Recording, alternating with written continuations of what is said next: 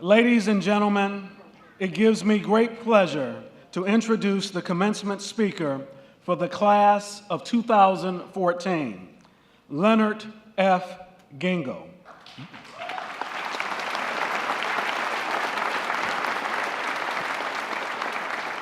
Len Gengel graduated from Becker College in 1984.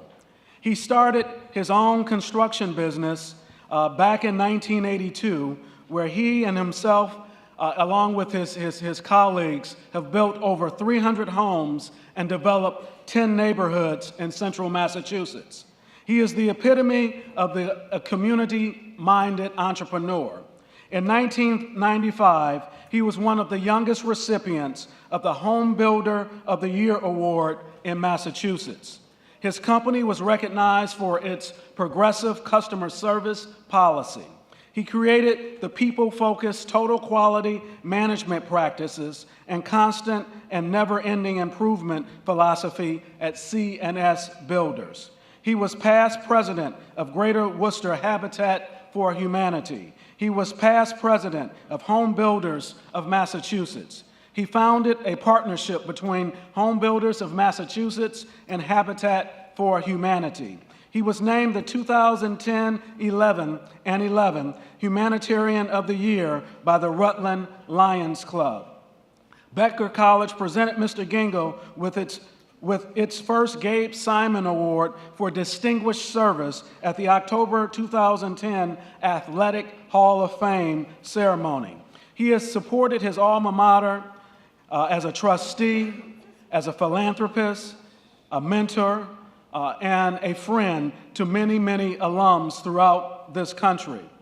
Grounded in his family's core values, Lynn and Cheryl Ann responded to the loss of their daughter, Brittany, in the catastrophic earthquake in Haiti on January 12, 2010, in the only way they knew how to improve the lives of others. After running his building company for 30 years, Lynn retired to focus on founding and constructing the 19,000 square foot Be Like Brit orphanage in Grand Gulf, Haiti. The Gengel family dedicated themselves to building the orphanage to honor Brittany's last wish: I want to move to Haiti and start an orphanage myself.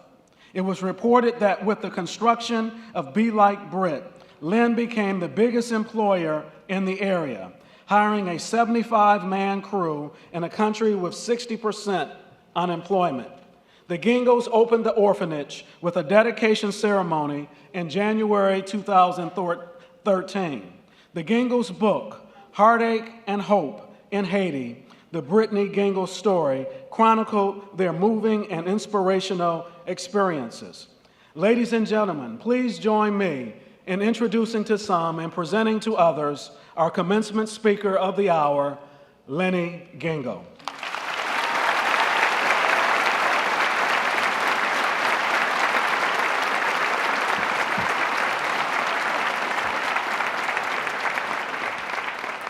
Good morning. Bonjour, as we say in Haiti. I'd like to thank Dr. Johnson, and I'd like to thank his lovely wife, Michelle, who's up there and looking down upon us. And Michelle and Robert have been very good friends to Cheryl Ann and I. They came when this tragedy struck, and it means a lot to us. Last night at the dinner, they had an honors degree dinner. The chairman, Jay, who I just love, Jay and I started on the board together.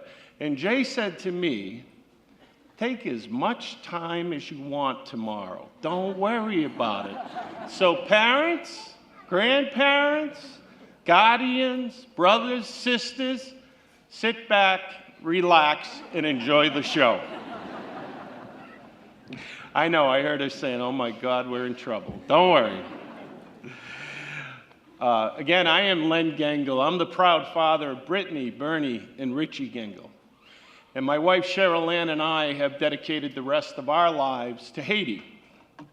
And we've been very blessed to have this partnership with Becker College. You see, 30 years ago, I sat right where you sat.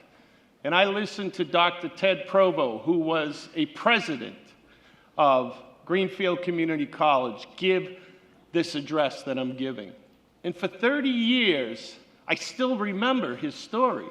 He talked about his aunt, who at the turn of the century, back in the 1900s, worked for a transatlantic company that laid the first cable going across the Atlantic, tying Europe into the United States. It was fascinating. Right through her death, the woman worked. When she became blind and not able to walk, she actually started a phone answering business to survive. It was an unbelievable story. And later on in life, I realized it was probably a metaphor, but that's okay. His point was well taken. So I know how you feel. I know you want to get up here. And I know that I will catch you if you fall. Don't worry. When I was at Becker, there were professors like Scarborough, Coonan, Perry, LeConto, just wonderful, wonderful people, especially Larry Spalding, who was my business professor and taught me so much while I was here. Becker College gave me, back then it was Becker Junior College, but Becker College gave me the foundation of my life, and I didn't even realize it. See, they were the rebar and the footing and the concrete that holds you up. Even in your darkest hour, you will take from this college what you learned over the last 4 or 5 years, and it will get you through. Trust me when I tell you this. On January 12, 2010, our lives changed forever. In the matter of 20 seconds, it's estimated that 300,000 people were killed in the Haiti earthquake. And you can only imagine, as parents sitting out there at your graduation day, how my wife and I felt. And like everybody else, there hadn't been an earthquake in Haiti in 200 years. How could we worry? No problem. She's okay. Matter of fact, she stayed in the same hotel with her school, Lynn University, that President Clinton and Mrs. Clinton honeymooned in. So I didn't worry. But then after 24 hours, we were told they had no contact. And then at Thursday morning at 9:30, I received a phone call from the vice president, thank you, Robert, from the vice president of academic affairs. And he said, "Len, I want to be very clear. We've rescued your daughter and 2 other girls. We have her on a helicopter, and I want you to get down to Fort Lauderdale tonight, and I quote, you will have your daughter in your arms by 11 p.m. And you see, folks, I'm the youngest of 8 children. That old Worcester Irish Catholic family. 33 of us in the immediate family. The celebration began. Schools in the Wachusett region where Brit went stopped and made announcements. Boston TV stations broke in, every channel. Brittany Gengel's been found. It was such joy. Hundreds of people showed up at our house. That afternoon, we got on a plane with all the media to head down to Fort Lauderdale, thinking we were going to have this great reunion with our daughter. Only to be told at 10 o'clock that evening they had bad intel, that they did not have our daughters. So a family from New York, New Jersey, and Georgia all came down. The 4 families thought we were getting our daughters. 2 professors and 4 daughters were missing. You know, it's every parent's worst nightmare to lose a child. But to lose your daughter twice is just, in 48 hours, is just unfathomable. But Brittany left us a gift. The gift was a text message. Her and her mother were talking just 3 hours before the earthquake. And she texted her mother, they were talking about the children. And she said in this text, they love us so much and they're all so happy. They love what they have, and they work so hard to get nowhere. I want to move here and start an orphanage myself. That gift was a sense of purpose for our family.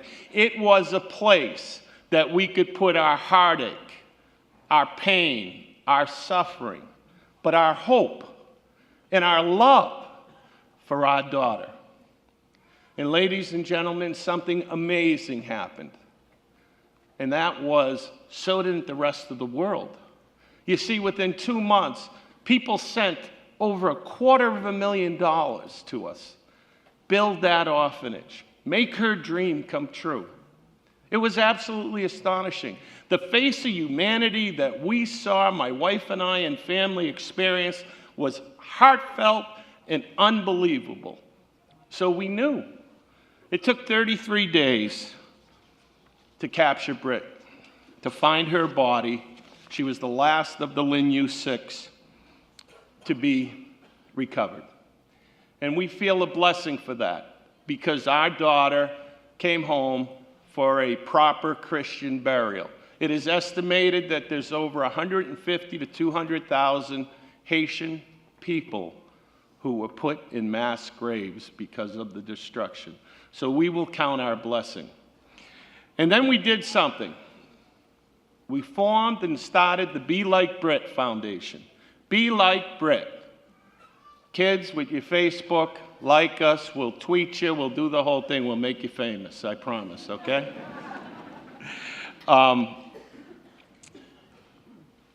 The building we designed is shaped in the letter B for Brittany. It's an earthquake-proof structure because we weren't going to do something to honor Brittany and not have it stand up. So I was going to the poorest nation in the Western Hemisphere, and I was going to build an earthquake-proof structure. We designed it for 33 boys and 33 girls, symbolic of the 33 days Brit was missing. We have 6 missionary rooms that we call Brittionary rooms, where our folks stay. Becker College stayed. I would like the graduates who have been to Be Like Brit to please stand up. Come on, don't be shy.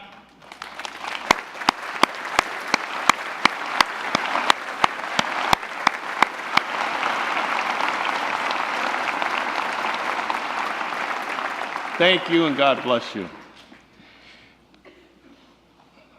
I'll pick on one. Melissa had the courage to come to Haiti with Kelly and Tina and Vanessa, and they came down, and Chelsea, and they came down and they, right in the beginning, helped us build Brit's orphanage. And then they came back the next year and the year after. Deb Pilato Fontaine is a blessing to this world, and her leadership and the way she prepares these children, students, young adults, to come to the poorest nation in the Western Hemisphere is unbelievable. She is fantastic. On September 24th, 2010, my son Bernie, who's sitting up there, an architect who volunteered, and a pastor by the name of Lex Edme, we went to Haiti. You see, I had been there 10 days after the earthquake. If you ever want to know what hell on earth looks like, I saw it. I smelt it. I tasted it. Because of the courage of Congressman Jim McGovern, he was able to take the parents in, and we were able to go to the Hotel Montana. And we took all of that destruction and what we saw and tried to understand it. But the one thing that stood out in my mind was that it was beautiful at the Hotel Montana. Even though a 5-story building had pancaked, it was a beautiful sunset when I was standing there. It was absolutely astounding. And I knew at that moment that we wanted to do something to honor Brit. I knew she was gone. And we did, because we decided on that September 24th to go to Grand Guave, Haiti, where Brittany and Lynn University's Journey of Hope was supposed to travel to the day after the earthquake. And I never saw anything like it. 2 million people living in tents. No sewers, no water. It was horrific. It was horrible. But today, as I stand here, I can tell you those tents are gone. I can tell you those 2 million people are living in safe, secure housing. I can tell you that their life has been improved because of the global citizens of this country. And we walked up, Bernie and I walked up this big mountain, got to a plateau back in September. Bernie looked at me and said, "Dad, this is it." I called my wife, I said, "It reminds me."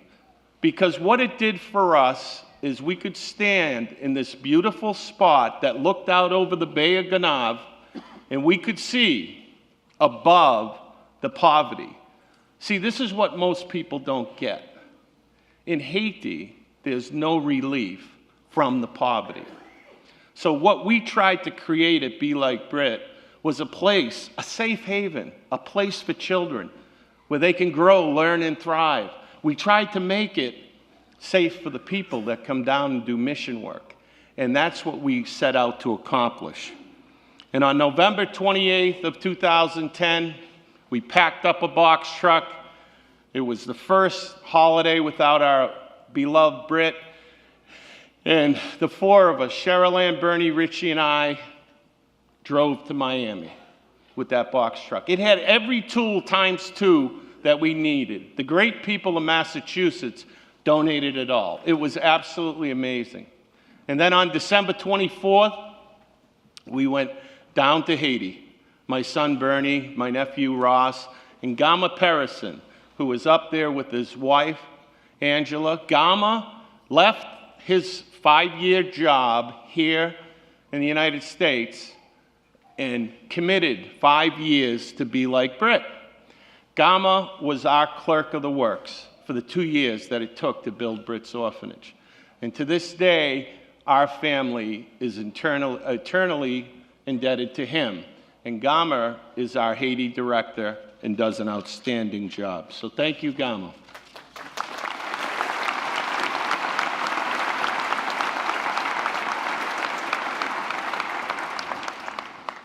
It took 39 trips to build Brit's orphanage, 20 in 2011, 19 in 2012. I spent more time in Haiti than I did in the United States. And we averaged between 75 and 100 workers. We trained the Haitian workers how to build an earthquake-proof building. We had the opportunity to make everybody's lives a little better. We started a block factory. We made our own block. We tested everything back here in the States. We took on a major, major challenge. But we did it. And while we were doing it, something happened. And that something was next to a miracle. You see, we were building an earthquake-proof structure about halfway out of the ground, and the government of Haiti started to show up. And I got a little concerned, and I got a little nervous. And this was the summer of 2011. And our son goes to Suffolk University. So he was going into his sophomore year, and his roommate and dear friend lost his scholarship, so he was going to get a new roommate. And I want you to think about this. I want you to think. I Googled this, so these are facts, right? I did. 4,600 college and universities in the USA. 2.5 million freshmen enter those colleges. What are the odds that the newly elected president of Haiti in 2011, May, what are the odds that his son would choose Boston to go to school? What are the odds that his son would choose Suffolk University? And what are the odds that when we brought our son Labor Day weekend to school, his roommate was none other than Michel Martelly Jr., the president of Haiti's son?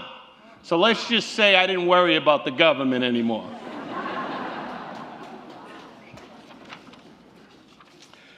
On January 5th, 2013, we dedicated Brit's orphanage. And it was an absolutely beautiful event.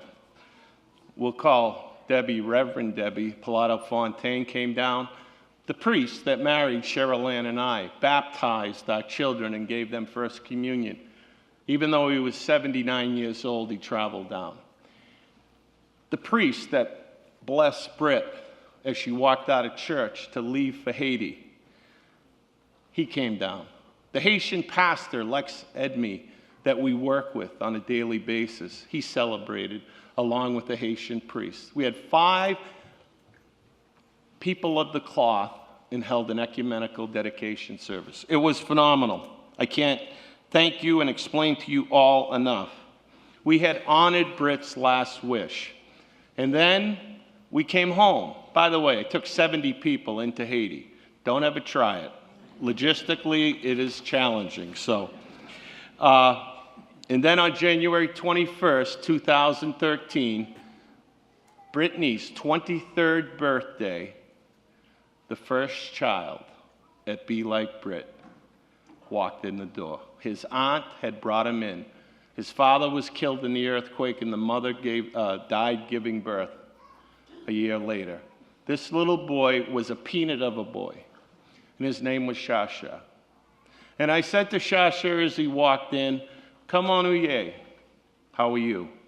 And he looks at me and says, "Mwen grand goût. I'm hungry. I'm hungry." And Cheryl Ann ran to grab crackers, and I looked in this little boy's eyes. And I saw Brit. I saw that text where she said, "They love us so much." That little boy's life was going to change forever, and so wasn't ours.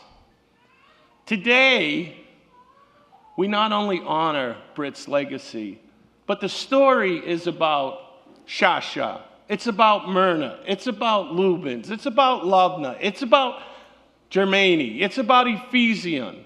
It's about the 45 children that we have rescued from such dire situation that you just can't fathom. It's unfathomable. And we are making their lives better. We're doing that through education. We're doing that through a strong faith in God. We're doing that to have a bed to sleep in, clean water to drink. And we will raise the next generation of leaders of Haiti. That is our goal. That is our goal.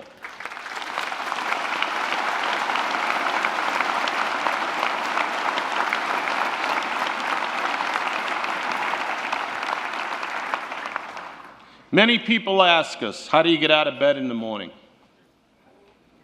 How do you go on living after losing your daughter twice in 48 hours? And I say 3 words: faith, hope, and love. Faith in God. Faith in humanity. We saw that beautiful face of humanity in Haiti. Love. Love of community, love of country, love of Haiti. And hope. Hope for a brighter day. Hope for these children who every day get up and are able to have a meal and able to go to school. This is astounding because in Haiti, going to school is not a God-given right. You have to pay to go to school.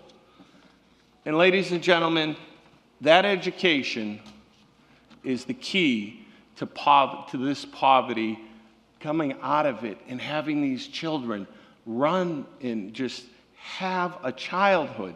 And that's what we're doing with this orphanage. I'm closing. Don't get nervous out there. I'm almost done. The great football coach Vince Lombardi once said, and this is with a little Len Gengelism in there, he once said, Everybody in life gets knocked down. And with a little Gengelism, but it's how you pick yourself up that defines you as a human being. You will get knocked down. Every one of you sitting there today, I promise you that.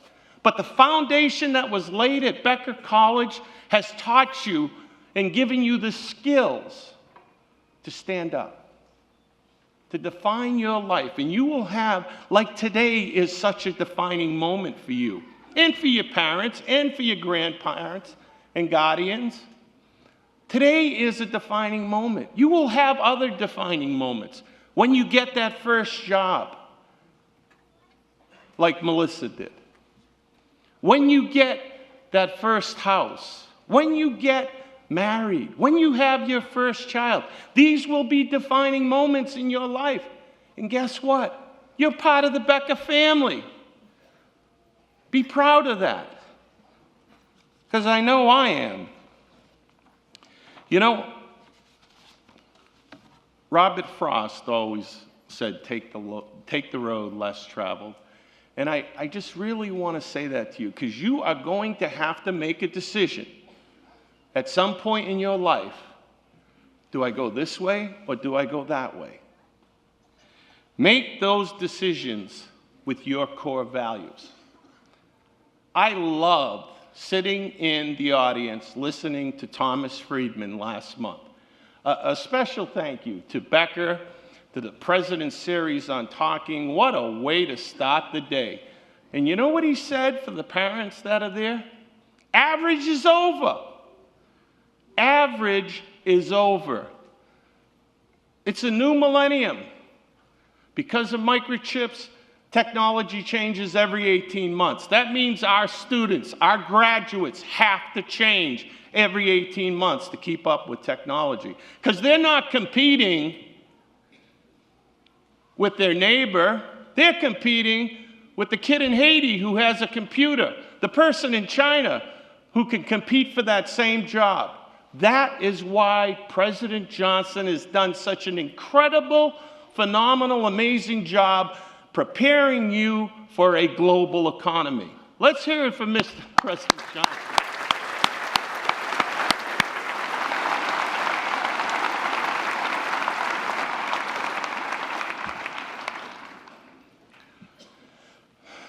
In about 2 or 3 weeks, you're going to receive a gift.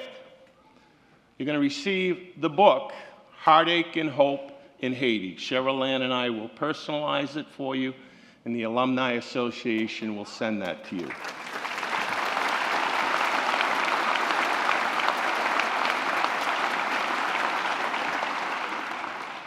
Take that book with you in life. Read it and put it on the shelf. But keep it. Keep it. Because when your life starts hitting that wall that we talked about, pull that book out. Because guess what? Those naysayers said I couldn't go to Haiti and build an orphanage. There was no clean water. There was no place to go to the bathroom. There were 2 million people living in tents. It wasn't safe. Those naysayers are going to say that to you, graduates. They're going to say to you, you can't do it. Let me whisper something to you. You can do it. You can do it. I know you can. You got this. You're on your way. You're on your way to a new life and a new day. Don't let them tell you it's impossible. Don't let them define you. You can do it. I know you can. You got this. Be the change. Be courageous. Be committed. Be compassionate. Be innovative. Be happy. Be kind. Be loyal. Be loving. Be passionate. Be prepared. Be strong. Be a person of integrity. Be the moral compass. Be a global citizen. You can do it. I know you can. You got this. Ladies and gentlemen, most importantly and lastly, be proud of your accomplishment today. Be proud of that. But more importantly, be proud of yourself. You did it. God bless you.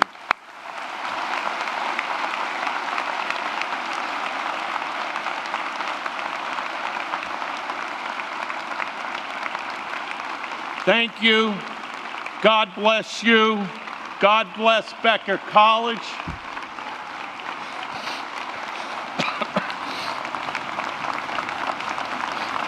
Be the change. Be like Brit and be like Becker College, a world leader. Thank you, and God bless you.